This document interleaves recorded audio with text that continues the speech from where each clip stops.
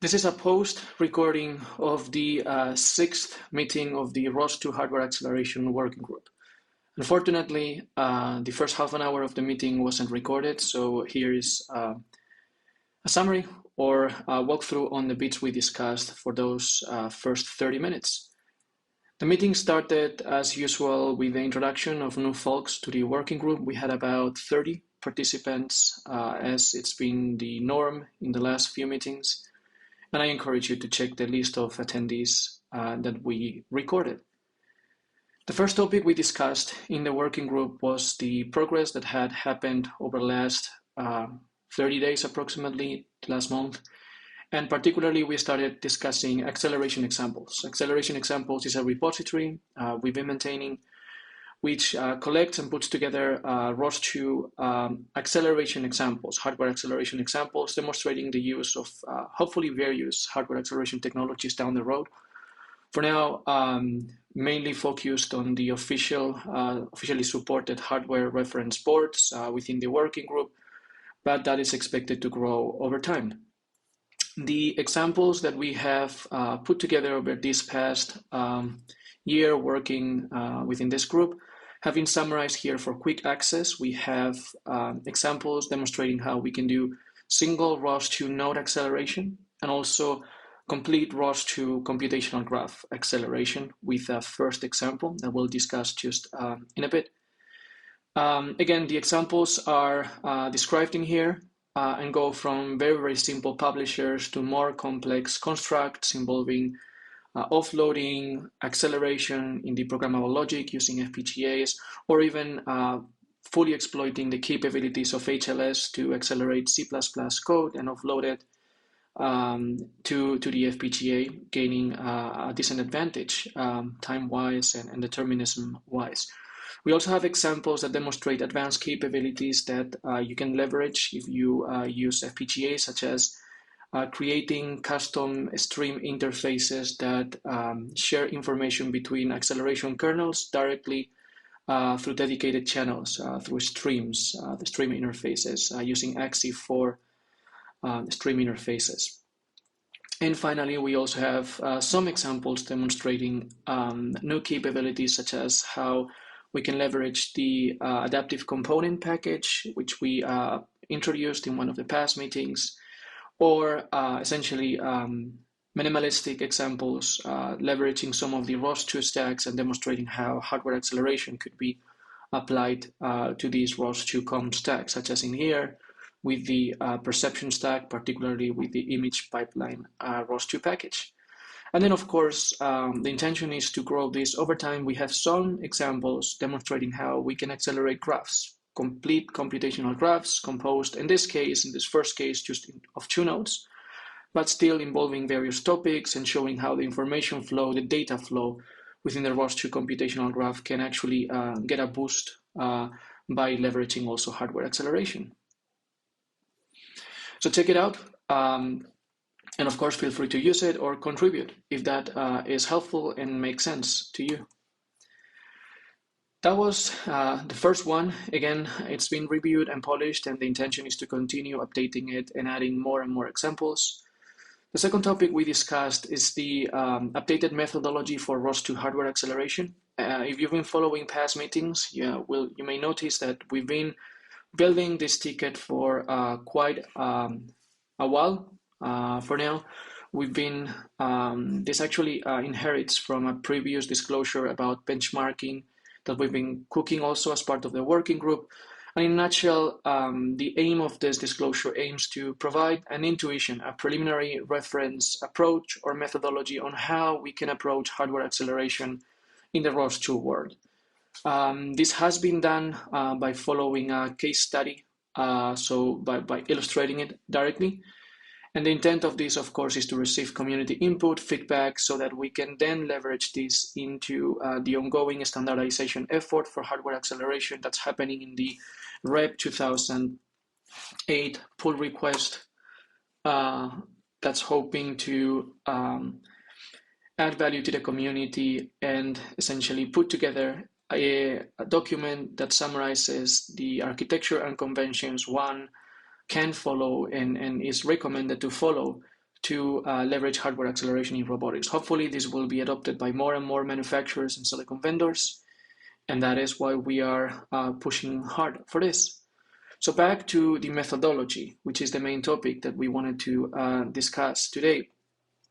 The methodology, essentially starts by describing the case study. The methodology itself is composed by 4 big steps, and some of them have sub-steps. And the case study we will be touching on is based on the ROS2 perception stack. Start by taking a look at the actual methodology proposed. As you can see, it has 4 steps, third of which has 2 sub-steps. The first one, depicted with the A letter, it says kind of like start tracing your computational graph. And some of you might be wondering, why do we start by tracing? What is the difference between tracing and benchmarking? This is confusing, right? Well, let me clarify. Benchmarking is the act of running a computer program to assess its relative performance, whereas tracing is a technique specifically used to understand what goes on a running system. In the context of hardware acceleration for robotics, it's fundamental to be able to assess both. Tracing helps you determine which pieces of a ROS2 node are consuming more compute cycles or generating indeterminism, and are thereby good candidates for hardware acceleration. Benchmarking instead helps you investigate the relative performance of an acceleration kernel that you may have developed versus its typically CPU scalar computing baseline. Similarly, and also benchmarking helps comparing acceleration kernels across acceleration technology solutions, such as, for example, the Cria KB260 versus the Jetson Nano or similar. So it does help you compare acceleration kernels across hardware, but also across kernel implementations, again, in the iterative process that hardware acceleration is. So again, going back, the first step is to just instrument your computational graph, introduce the corresponding probes, and trace it to help determine which pieces of a particular node and computational graph are consuming more cycles and are thereby good candidates to start considering hardware acceleration. And that is the first step. The second one is, of course, generating a CPU baseline. And we do this via benchmarking and by using the prior probes that we introduce with tracing. We can do this all together. Pretty simple, and this will be available. Well, it is right now available to all of you, and it's easily done also using LTTNG, which is what we are using, the Linux Tracing Toolkit Next Generation, for both tracing and benchmarking. Once we have obtained the CPU baseline, the next step is then to start implementing hardware acceleration. And we do that by essentially two sub-steps. The first one is accelerate individual nodes, generating the corresponding acceleration kernel for each one of them. And then once we have generated those acceleration kernels, we can pass into the next sub-step, which is accelerating the computational graph.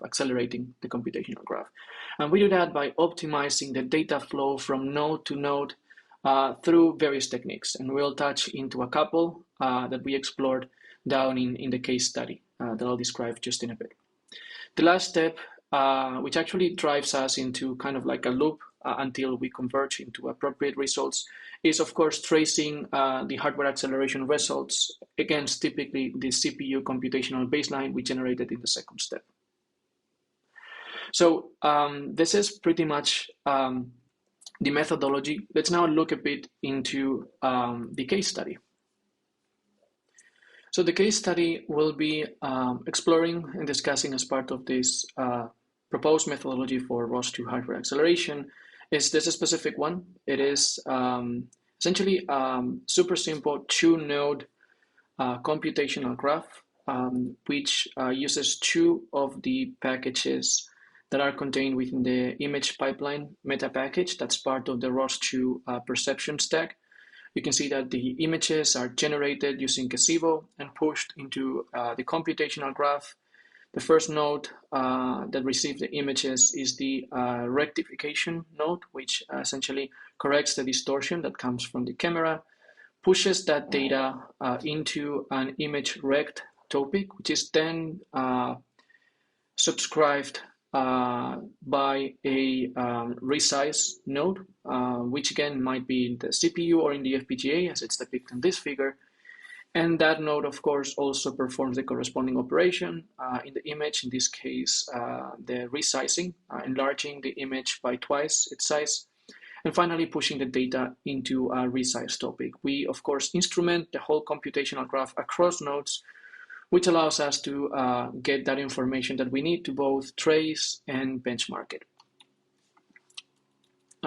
Speaking of the actual trace points here, they are depicted. You can see them right over here. And of course, this work builds on top of the work some other community members have been doing for a while now. So big thanks to Christoph and Ingo and some other folks doing fantastic work on ROS2 tracing. That's definitely helpful for this, and I'm sure many other working groups and projects.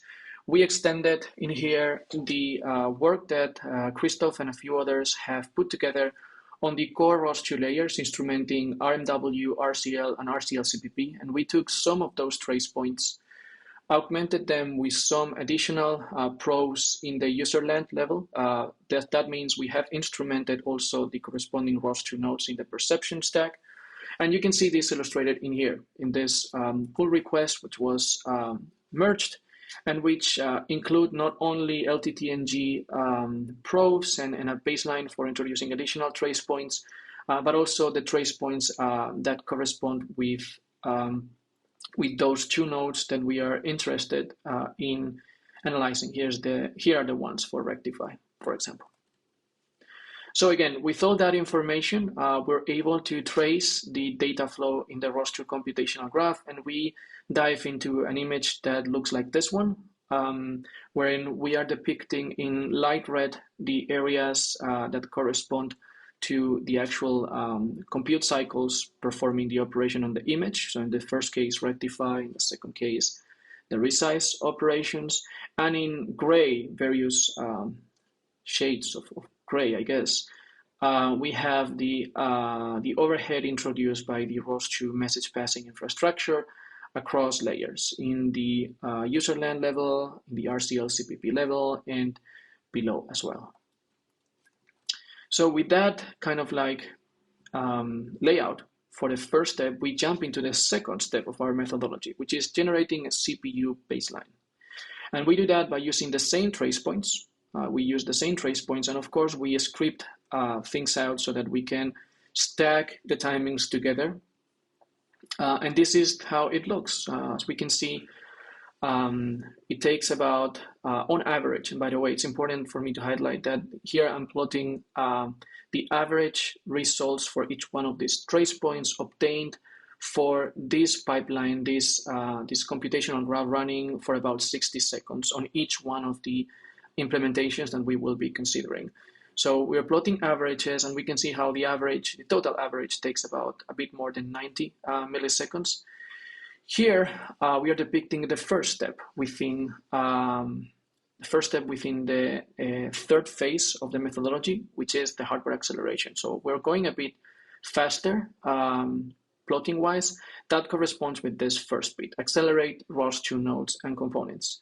And that was done, again, by picking up the two nodes that are involved in the computational graph, the rectify and the resize, and providing accelerated versions of each one of them by leveraging the programmable logic, the FPGA. And you can see here how we proposed an implementation for the rectify node, which is slightly different than the default one that you can see today in your default image pipeline package. We're using OpenCL to exchange information between the host, the CPU, and the FPGA device. So we are allocating the corresponding buffers and memory mapping stuff, and then passing the arguments, and finally invoking the kernel as appropriately. And we are doing this back and forth so that we also fetch the information back from the acceleration kernel in the FPGA and down into the host, into the CPU memory.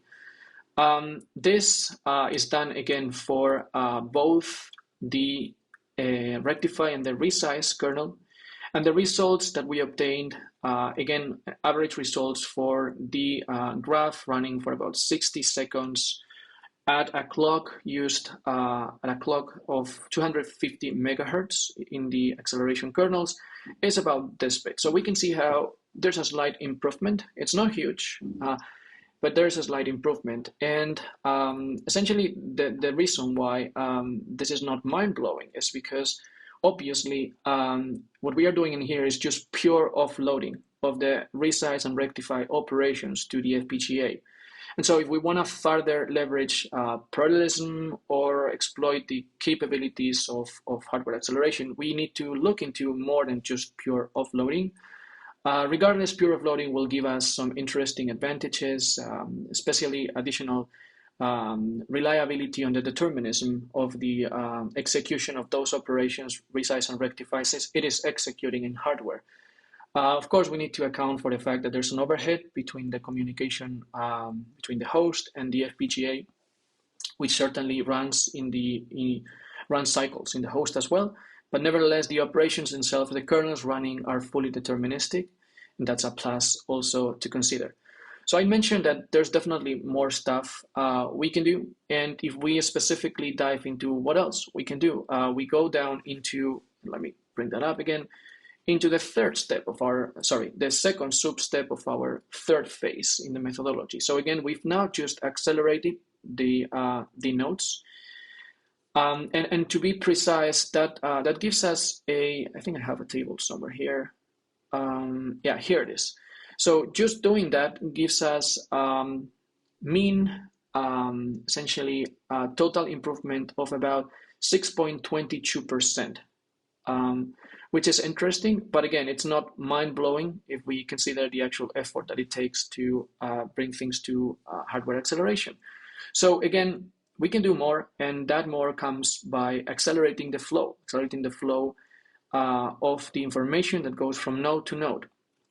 And visually, that means that instead of going back and forth from the CPU to the FPGA after executing the operation, meaning that the information flow comes from the CPU, it then gets transferred into the FPGA, the rectify operation gets computed in the FPGA, then the result gets back into the CPU so that it can then be passed to the ROS2 message passing infrastructure, and throughout the corresponding topic, it reaches the next node.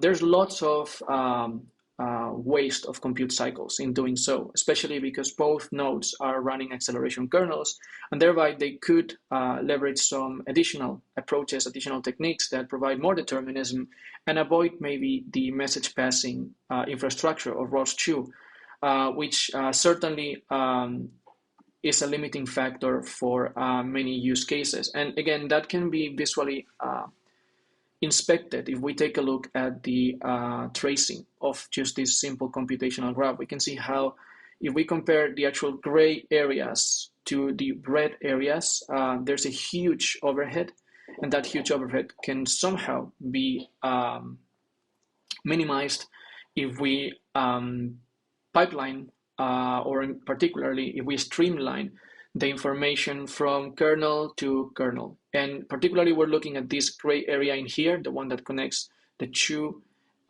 kernels. So again, with that in mind, with that philosophy in mind, we dive down into hardware accelerating the computational graph. We now have some initial measurements of what accelerating the nodes gives us, but we want to get better and faster interactions in the computational graph. So we look at accelerating the computational graph. And particularly, the results obtained are interesting. We can see how, let me bring these two figures bigger a bit in here. So this is one, and this is the other one.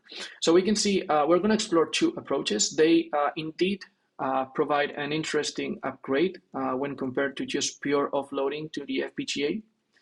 But each one has its ups and downs. So we'll just speak a bit about both of them. The first one we evaluated is the one we call the integrated approach for accelerating the computational graph.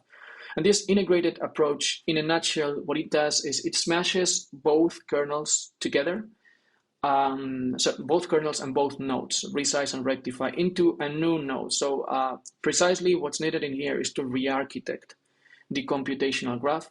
And we end up instead with two nodes and a topic passing information from node to node, a single node that contains all of the logic of rectify and resize. Doing so leads us to a mean total improvement of 26, almost 27% more, which is definitely interesting, specifically because, again, it's a pretty simple computational graph with two nodes, but if there were more nodes, certainly the improvement would be higher. So that is great. However, the downside of this approach, of course, is that the re-architecting consumes or may consume a significant amount of engineering resources, and also requires a specific skills and a skill set that must somehow be developed alongside the familiarity of the ROS2 perception stack. You do need to get down to the details of each one of these nodes, and that might be not ideal in some scenarios, and certainly does not map directly to the usual ROS2 development flows. So we digged a bit deeper, and what we did is we explored an alternative. We explored an alternative that consists on, instead of smashing both nodes together, we keep them as they are in the purely FPGA offloaded case. And what we do is we design and leverage AXI4 stream interfaces to create what we call an intra-FPGA ROS2 communication queue, which connects accelerators in the first node to the ones in the second node. So this way, the information flow is not going through the usual ROS2 message passing infrastructure from node to node. Instead, it's going through this customized intra-FPGA ROS2 communication queue we've just created.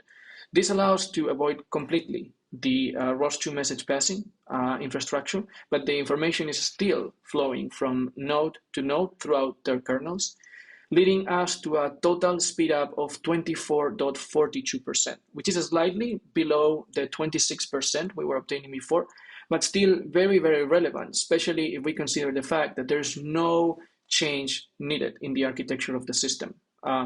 The only complexity in this case relies on, of course, leveraging these AXI4 stream interfaces to create these intra-FPGA ROS2 communication queues. But fortunately, that's something we're looking at, and we are providing reference implementations for. So altogether, here is the results of the case study we've been exploring. We can see how indeed the one that optimizes the most is the integrated approach, but comes with the downsides of having to re-architect the computational graph. And we saw how using essentially a creative approach, using this intra-FPGA node queues, we are able to get similar results, and it kind of like brings the best of both worlds. So pretty interesting results. This was done, again, systematically by using the trace points that we introduced first in the first phase of the methodology, the tracing phase, and altogether, it summarizes to what we believe are or is an interesting first effort to provide a methodology together with a case study, and providing three essentially steps for or three avenues for hardware acceleration. The first one, pure FPGA offloading, which leads to a 6.22% speed up of the application.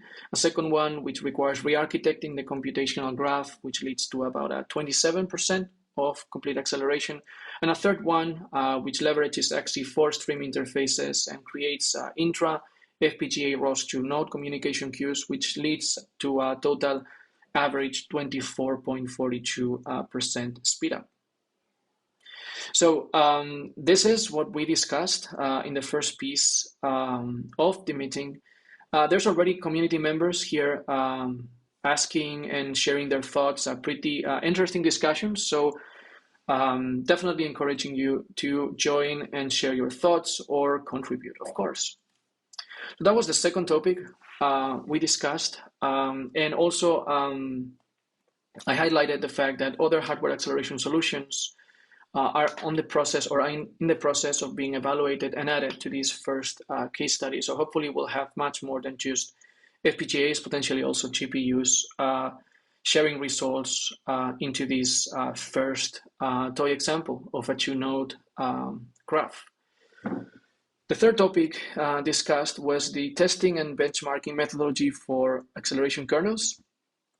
This is a topic we closed in previous meetings. However, I wanted to highlight the fact that the instrumentation contributed to image pipeline has been merged, and that next up is the fact that we will try to merge not only just the instrumentation, but the first hardware accelerators, hardware acceleration kernels, particularly into upstream packages. The candidate we are considering right now as the most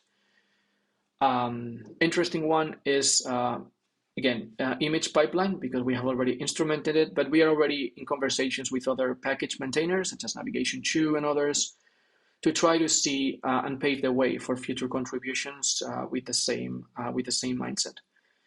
Unfortunately, we didn't have much of a time to discuss other tickets. We will do that in upcoming meetings.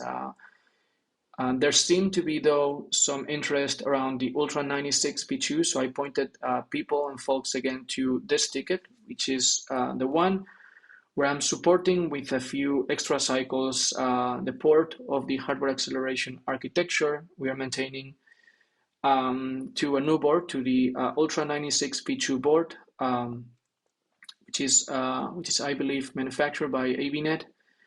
So yeah, I called out for contributions, and of course also for people to jump in and share interest, because if there's enough interest, we could reach out to AVNet and try to essentially get them to commit some engineering resources about it. The last bit shared in this first half of the meeting was concerning the updated architecture. So we've added more bits to the architecture for clarity and clarification. You can check it out, as always, in the community repo of the group. And yeah, I believe that was it for the first half of the meeting. So now we'll jump into Christian's talk, which I think raised quite a few questions and definitely was very interesting. No, I think you got to restart. Sorry, good. I think, Victor, you got to do it again. Sure, right? Whole spiel. It's too bad. You could record offline. Oh yeah. I guess I can do that, right? The way I didn't allow so many interactions, I'm afraid. Yeah, I'll find a way. Sorry guys about that. Just twice in a row. Last time it happened the same. Sorry. All right. So can I start or? Yeah. Go ahead, please. Sorry about that. Okay. Yeah. Hello and welcome again to my talk about our most recent work, the ROS executor. Yeah, as Victor said, my name is Christian Lienen. I'm a PhD candidate at Paderborn University in Germany. And thank you for the opportunity to speak here in front of the audience. All right. So as I think all of us know, there's a high demand for computational power in robotics applications. Especially, we have energy-sensitive applications. For example, if we have a limited battery capacity, yeah, reasons for computational power demands, as Victor already said in his talk before, is, for example, visual navigation, or in general, yeah, visual or image processing, and yeah, other than that, machine learning algorithms for object detection and so on. And as some of us know, platform FPGAs are a very promising candidate to provide such, yeah, computational power in such energy-sensitive applications. But these reconfigurable devices might be limited in resources. So if you think about very large applications, our reconfigurable fabric could be too small, or could not be able to fit the whole applications, and because of that we need some kind of time sharing for our resources. So we have to reuse it during runtime for different applications. And our luck is that modern platform FPGAs are able to provide a dynamic partial reconfiguration, so we can just reconfigure parts of the reconfigurable fabric during runtime, and in the following we want to leverage that. But one question is now how to use hardware acceleration in robotics in combination with partial reconfiguration. So especially when and how does this reconfiguration? In a previous talk, we already talked about ROS and ROS, but since there might be new guests in this audience, I just want to recap both approaches because I think they are fundamental for our talk. So as maybe some of us know, ROS was a project which was proposed by our research group, I think 10 years ago or something. And the main contribution of ROS is the introduction of so-called hardware threads. So hardware threads are basically areas in the reconfigurable fabric. They are predefined during design time.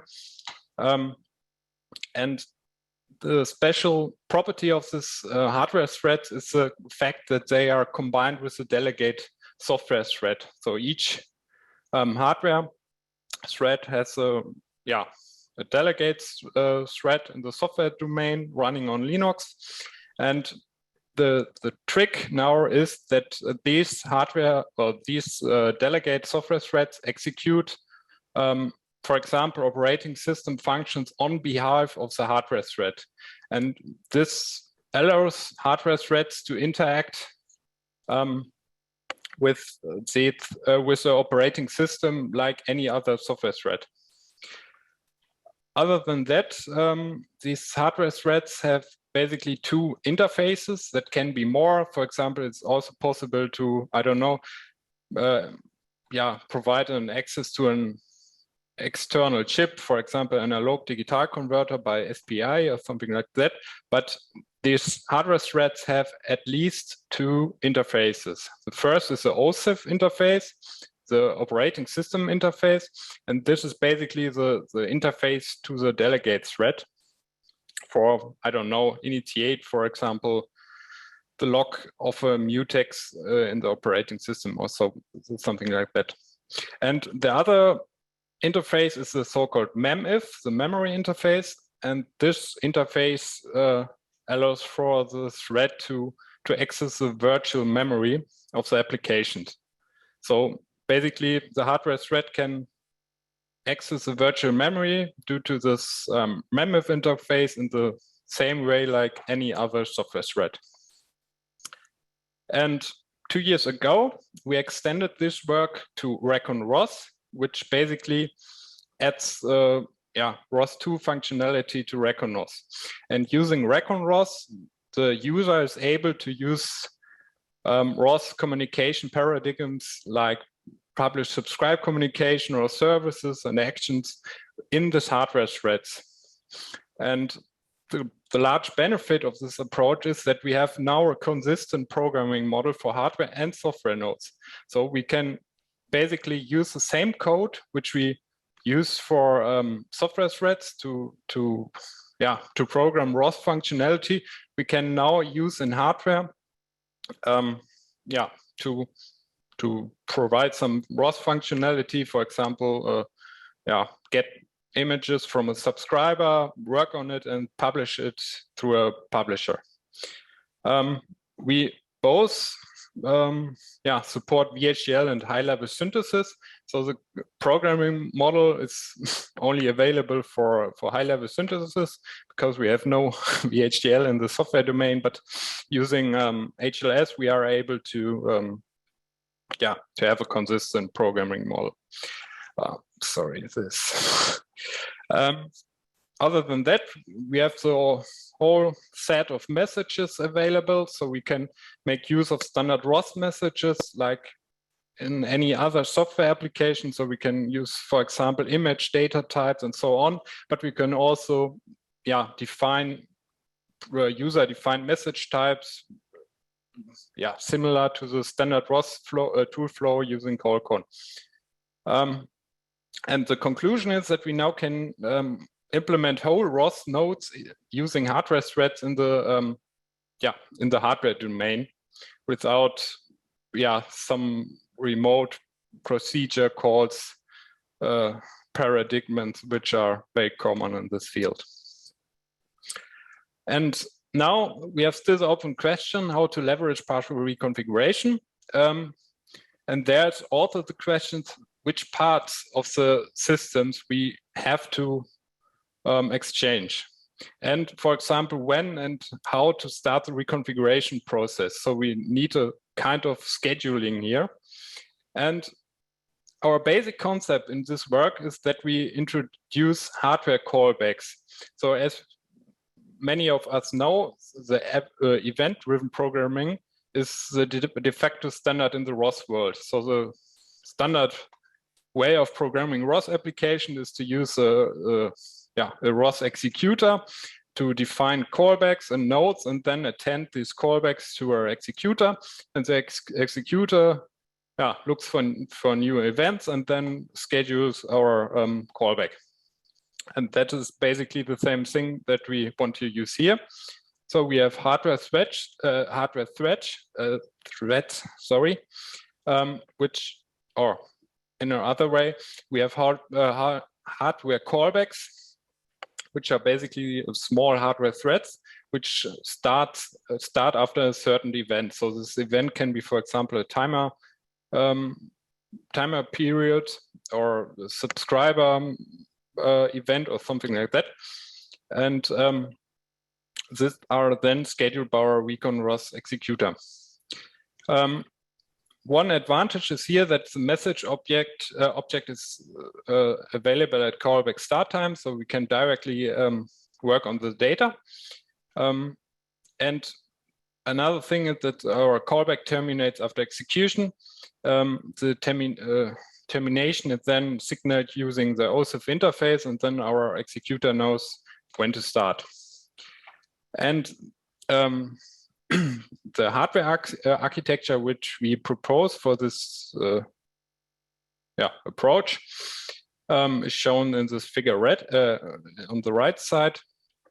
In general, our platform FPGA provides M CPU cores. As we know, for example, for the Xilinx 7000, there are 2 CPU cores, which we can use for software callbacks. And on the other side, we have this red reconfigurable slots, which are going to run our callbacks later. These slots can differ in size and resources, so they can be heterogeneous, and they can also have additional interfaces as well. For example, I mentioned before the SPI interface for external chip. This is also possible in the slots. And the second element of the hardware architecture is a combination of the ICAP interface, which is the internal configuration access port, which allows for the configuration of the programmable fabric from the programmable fabric.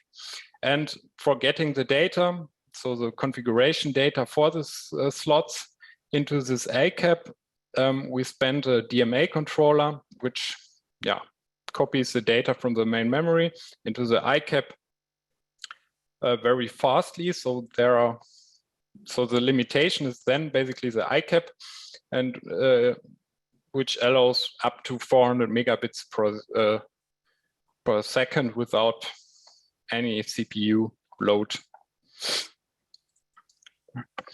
Now, before looking at the software architecture, I think we should briefly talk about the standard ROS2 executor. As I said, the event-driven programming methodology is very common in ROS2 applications, for especially if we use the RCL CPP or the Python library. And these callbacks are then triggered by the standard executor for timers, subscribers, service servers, or service clients. And yeah, the standard scheduling algorithm is shown in this figure, and it's very special for ROS applications that it follows this schedule. One remarkable thing is, for example, that timer callbacks are privileged in this approach, at least until the dashing version of ROS. I've heard that after dashing, starting with Foxy, it was different, or it is different, but at least for dashing, it was doing in this way. And the schedule follows this diagram. So first of all, the standard executor collects a list of all callbacks that are ready without the timer callbacks. And then it looks for the timer callbacks, if there are any ready callbacks there. And then it goes through its list, which is basically a cache copy of all timer callbacks, or of all callbacks, the subscriber, the server, and the client callbacks. And if it found a ready callback, it executes it and then goes again through this list and leaves this list, or the search in this list, after no ready callback is left.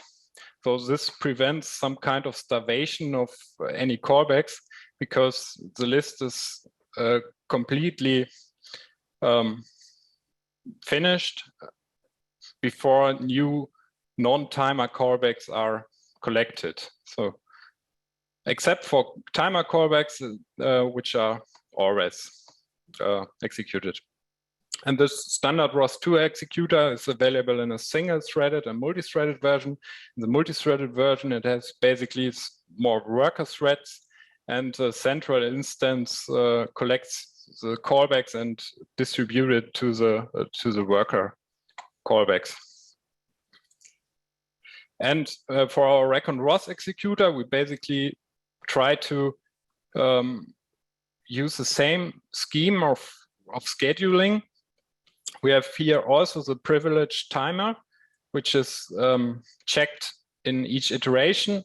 And after that, we go through a list of callbacks and search for a ready callback and then execute it. Another special thing here is, compared to the standard executor, is that we also handle with bit streams. So due to the FPGA property, we cannot just run the callback. We also have to check first if this callback is already written in the reconfigurable logic, and if not, we have to start a write bit stream first. So that is a special thing. But after that, we can just use the standard recon-ROS mechanisms to start this callback, alias a little hardware thread, wait for it, and then go back, release the callback, or the instance of the callback, and then check for another round for a ready callback. And how is our programming model, or how is the design process for that? We have here an example ROS2 computation graph, which comprise a camera node, which gets some data from a camera, send it to a filter node, and this output data from the filter node is then sent to a viewer node, and then, I don't know, printed on a monitor or something like that. And on top of that, we have a controller node for, I don't know, for controller process with some form of inverse kinematics. And then this coordination transformation, or the result of that, is then sent to an actor driver. And for the design of such a callback, or a node with callbacks, we have basically one central ROS configuration file, which is shown on the left side. And I printed an exemplary callback node, which is here the filter node or the filter callback code. And for get our system running now, we have to specify the configuration file where we specify one reconfigurable slot, which comprise some slices, some DSP units, and some block memory. And other than that, we have some primitives for the for our ROS node. We have, for example, some image data types, and we have as well as subscriber and a publisher for each node. So from line 6 to 10, we have the filter node, and from 12 to 16, we have the inverse kinematics node, which are targets for our application. And our exemplary callback code is now very simple. We have, or the first instruction in our code is basically getting the ready-to-use image data, and calculates the position of the payload of this image data, getting that payload data into our block RAM of the FPGA. Then in line 12, calculates a Sobel filter operation, which writes back the data to the RAM, and then we can write the data into the main memory and initiate the publish operation to provide the viewer node our data. And the last step of our callback is a thread exit command, where we signal through the OSIF interface to the delegate thread and to the executor that we are done, and that the executor can schedule the next callback. And that's basically it. So we have, a callback which is quite similar to a standard callback, where we have the position of the image data as a parameter of the callback, and and that should make it very simple. For the evaluation purposes of our work, we implemented a reference application or example application where we have a desktop PC on the left side with some client nodes. I think it's not very important what type of node that is. There's an inverse kinematics node, a filter node, and so on. And on our FPGA board, we have also 5 nodes. The counterpart, the server node in that case. And for our evaluation, we implemented now both applications or both nodes twice. The first type is the implementation using the standard multi-threaded executor, so the standard ROS2 executor. And in the second application, we use our ROS executor and implemented all applications in hardware and software. And for our measurements, we first measured the raw speedups. So we just more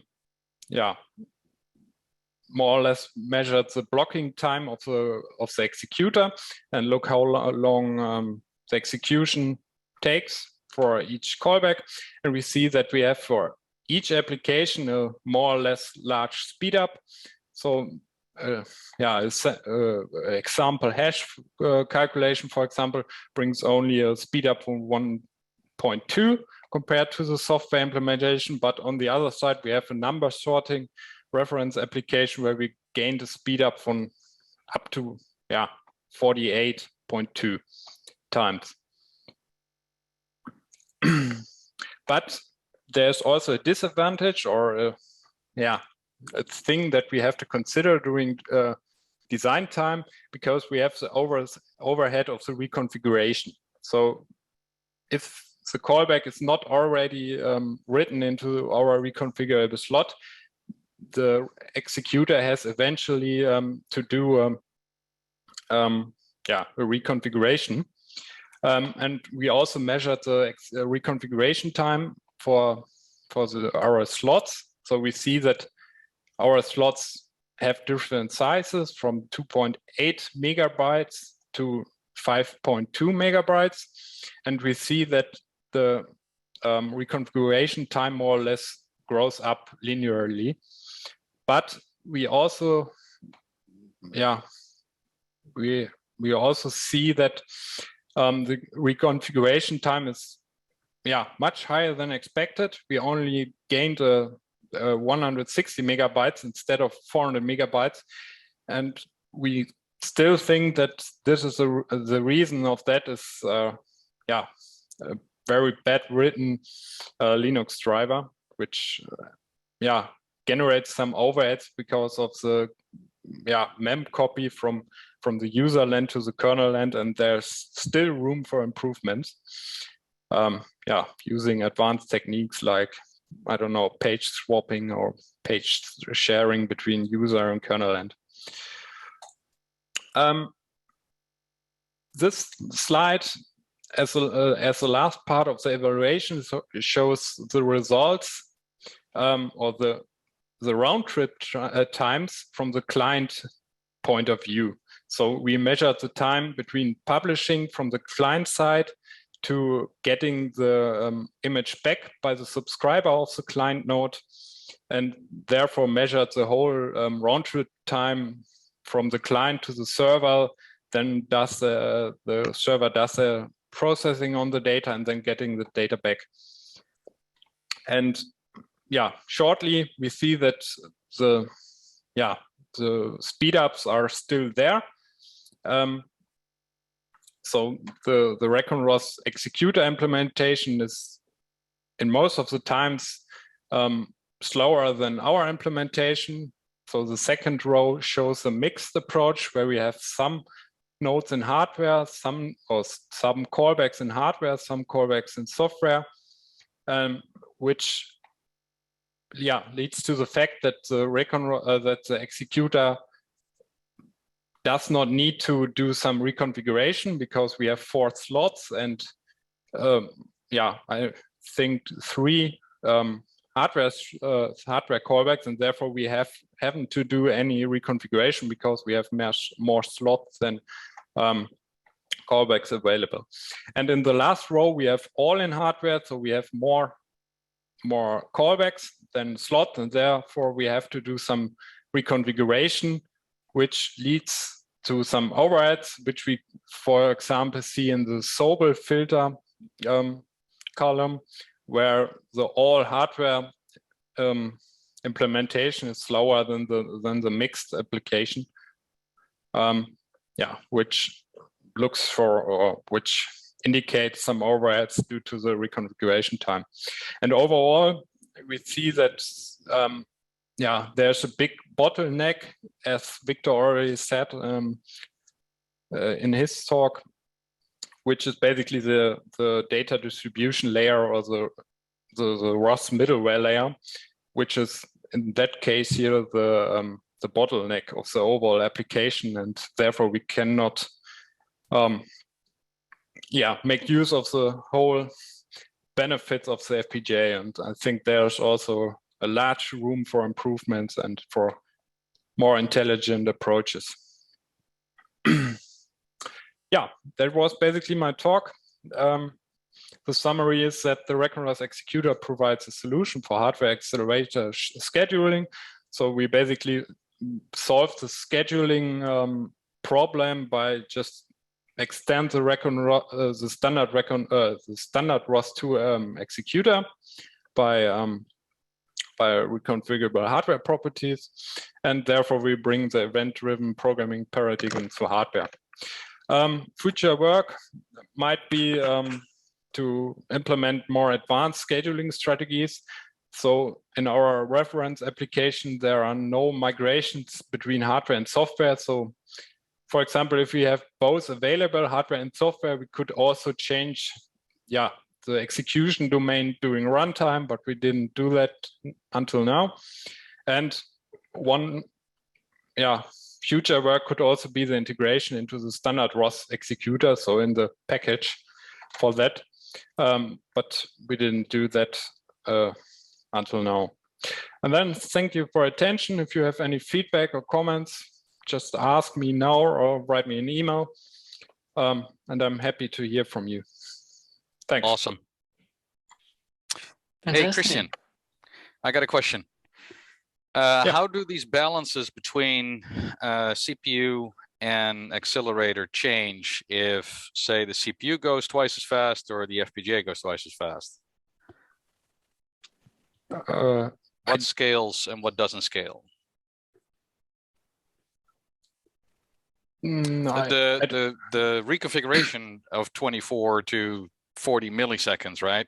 Yeah. That's a big deal. Yeah. So I'm trying to figure out, that doesn't seem to scale. So what is the computational load that you need to have on your CPU, on your FPGA, to be able to make that reconfiguration overhead minimal? Yeah, so I think there is, so the natural bottleneck, I think, is the ICAP interface. So it limits the overall reconfiguration time, or the bandwidth for the reconfiguration time, to 400 megabits per second.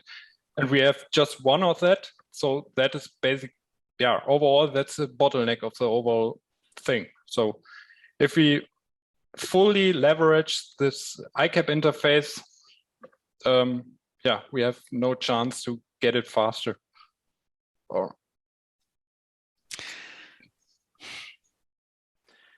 So I'm trying to figure out how you're going to support visual camera channels that, like to run at, 24, 30 frames a second, when your reconfiguration time is of that same order.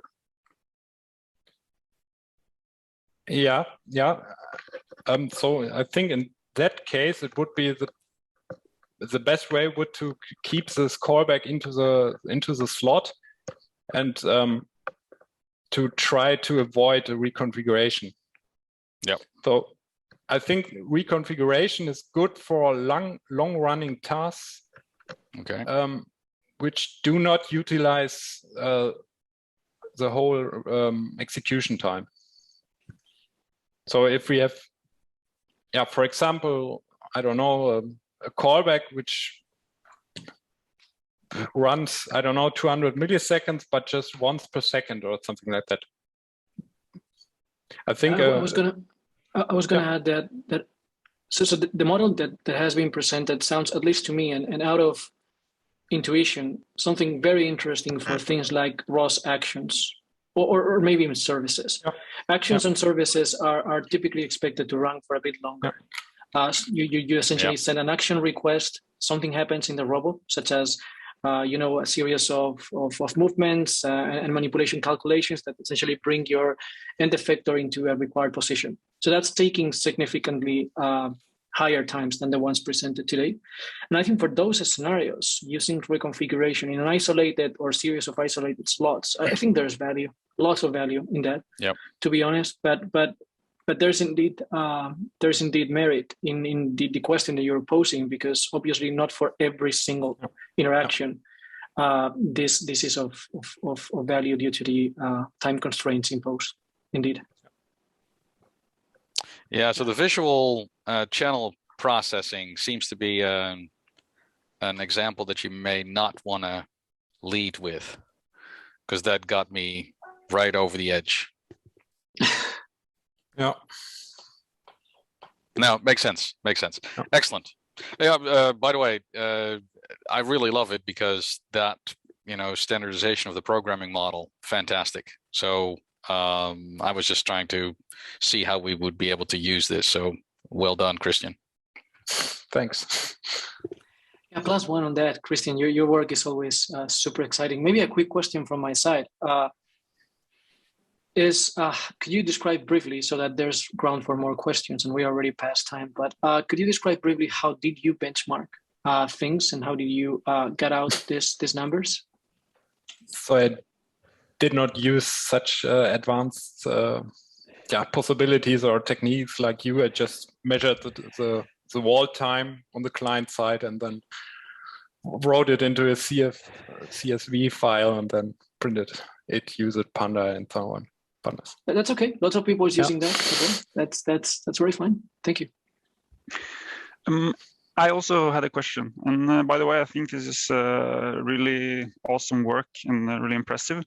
But in the slide with the evaluation, I wondered if, the next one with the graphs. Yes, I saw that even for this, for the all hardware executor, for this sort of sorting application, there was some outliers, which was it's like a really low bar, and I wondered what is accounted, or have you an idea what makes for that like jitter in the processing time? That definitely is not the FPGA execution, because that should be deterministic. Yeah.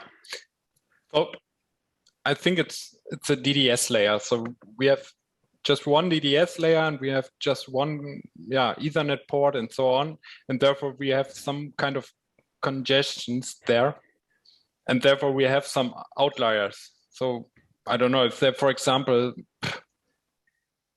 the sort application which transfers large amounts of data between the two boards or the two compute platforms, we might have some congestions there in the interface and the ROS layers and so on, and therefore we have these outliers there and the jitter. Okay, thanks. Yeah, very cool. I also thought that when you have this ROS computational graph, I guess you could also anticipate when you would receive certain messages. Like if you're getting frames at 20 frames per second, you could use the ICAP to program the slot before you would receive the frame, and thus you didn't have to wait. Yeah. Great idea. Yeah. This is Robert. Just a very quick question. So regarding the data distribution layer, if you, and I'm pretty new to this, if you modify the topology of the DDS, that would improve that particular bottleneck. Is that correct? I'm just trying to connect the dots between that and some of the stuff that Victor had mentioned regarding sort of a direct connect using the AXI interconnect. In this approach, some kind of direct connect is not that easy, because we have changing nodes or changing callbacks in the slots, and therefore it's a bit harder to generate a bypass from one slot to another. So I already thought about that, but I didn't get a good solution for that. So maybe I can add a few bits in here, Robert, and thank you for the questions. So we need to differentiate between exactly the types of interactions at the ROS level. There's essentially 4 types of interactions, but roughly going from small to big in terms of networking interactions. The first one is what's typically called intra-process interactions. Okay, these are 2 nodes both living in the same process. And in this case, the ROS middleware framework and the ROS client library, actually not even the ROS middleware framework, the RCL, the ROS client library, that's pointer passing. So there's 0 copy strategy implemented already. So in that case, there's not much we can do. And the latencies shouldn't be that impactful for the intra-process scenario. For the inter-process, these are running in 2 different processes. In this case, it depends on the actual implementation. Typically, ROS2 communication message passing infrastructure was relying on the DDS implementation. So again, if we're looking at the different processes situation, then ROS2 is relying on the DDS implementation. And in that particular scenario, there's huge margin for improvements, because you don't really need to use the networking stack for that. You can use various other strategies, such as, for example, relying on the FPGA or on the GPU to pass this particular information by using shared memory or related. And this is something that some companies are implementing out there. There is the ICRX project, which is supported in the community as well. And it does that for inter-process communication. So over there, by default, we are suffering from that, and there's margin for optimizations. Now, beyond inter-process, there is intra-network and inter-network interactions. And in that case, there's not really lots of things we can do because DDS implementations are already optimized for those types of things. And of course, we could come up with a new communication middleware, but that defeats the purpose, I think, of building on top of DDS due to the interoperability aspect. So I think there is interest in exploring that, particularly at the inter-process communication level. And that's something that maybe myself or someone else should be looking at in the near future.